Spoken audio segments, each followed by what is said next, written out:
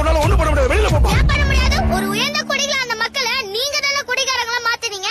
என்ன மாதிரி எத்தனையோ குழந்தைங்க தன் தந்தையை இழந்து அனாதை இருக்கிறதுக்கு காரணமே இந்த குடிதான். சந்தோஷத்துக்கு குடி, துக்கத்துக்கு குடி, பரீட்சையில பாஸ் ஆனாலும் குடி, ஃபெயில் ஆனாலும் குடி, பிறப்புக்கு குடி, இறப்புக்கு குடி, காது குத்து குடி, அப்புறம் கல்யாணத்துக்கு குடி, இப்படி எல்லாத்துக்கும் குடி. நாடு முழுசு சாராயும் கட்டு கடங்காம ஆறு போல ஓடுது.